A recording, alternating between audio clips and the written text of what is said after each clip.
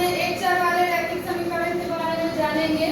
तो इसमें क्या है कि पहले तो चर क्या है, तो चर और अचर टर्म होता है। तो चर में किस क्या होता है, चरने वाला, मतलब कि उसका मान क्या होगा, बदलते रहेगा। जैसे अगर चर रही है तो एक जगह से दूसरी जगह बढ़ते जाती है, तो उसी तरह मान बदलते रहेगा। जैसे x के जगह हम 1 भी रख सकते हैं, 2 भी रख सकते हैं, 5 भी रख सकते हैं, -2 भी रख सकते हैं, कुछ भी रख सकते हैं।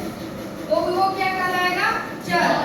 x भी हो सकता है, y भी हो सकता है, z भी हो सकता है। लेकिन अचर का मतलब उसका मान जो है स्थिर होगा, वो मतलब बदलेगा नहीं। अगर 7 है तो क्या रहेगा, 7 ही रहेगा। 3 है तो 3 ही रहेगा। 2 है तो 2 ही रहेगा। अब क्या है, एक होता है तुम्हारे हाथ के बाएं तरफ, तो बाएं तरफ वाला को कहेंगे बायां पक्ष और दाहिने वाला को दायां पक्ष, और बीच में बराबर का चिन्ह है तो क्या हुआ, समता। मतलब कि क्या, अगर बराबर है तो इस तरफ जितना मान है उतना ही इस तरफ होना चाहिए, है ना।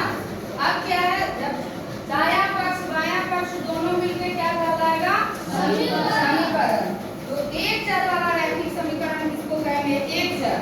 जब एक ही चर वाला एक चर है, मतलब कि x है या y है या z है